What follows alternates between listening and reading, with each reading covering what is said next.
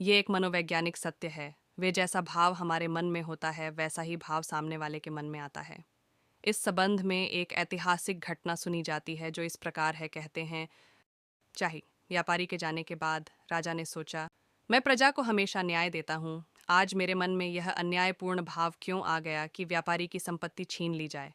उसने अपने मंत्री से सवाल किया। मंत्री ने कहा, इसका सही जवाब कुछ दिन बाद दे पाऊंगा। राजा ने मंत्री की बात स्वीकार कर ली। मंत्री विलक्षण बुद्धि का था। वह इधर उधर के सोच विचार में संयम न खोकर सीधा व्यापारी से मिलने पहुंचा।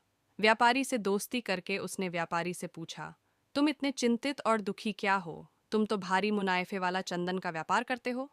व्यापारी बोला, धारा नगरी सहित मैं कई नगरों में चंदन की गाड़ियां भरे फिर रहा हूं, पर इस बार चंदन की बिक्री ही नहीं हुई। बहुत सारा धन इसमें फंसा पड़ा है। अब नुकसान से बच पाने का कोई उपाय नहीं है। व्यापारी की बातें सुन मंत्री ने पूछा, क्या अब कोई भी रास्ता नहीं बचा है? व्यापारी हंसकर कहने लगा, अगर राजा भोज की मृत्यु हो जाए तो उनके दाह संस्कार के लिए सारा चंदन बिक सकता है। मंत्री को राजा का उत्तर देने की सामग्री मिल चुकी थी। अगले दिन मंत्री ने व्यापारी से कहा कि तुम प्रतिदिन राजा का भोजन पकाने के लिए 1 मन 40 की गिया चंदन दे दिया करो और नगद पैसे उसी समय ले लिया करो। व्यापारी मंत्री के आदेश को सुनकर बड़ा खुश हुआ।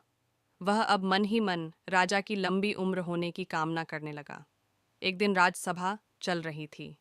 व्यापारी दोबारा राजा को वहां दिखाई दे गया तो राजा सोचने लगा, यह कितना आकर्षक व्यक्ति है, इसे क्या पुरस्कार दिया जाए। राजा ने मंत्री को बुलाया और पूछा, मंत्रीवर, यह व्यापारी जब पहली बार आया था तब मैंने तुमसे कुछ पूछा था, उसका उत्तर तुमने अभी तक नहीं दिया। खैर, आज जब मैंने इसे देखा तो मेरे मन का भाव बदल गया। पता नहीं आज मैं इस पर खुश क्यों हो रहा हूँ और इसे इनाम देना चाहता हूँ।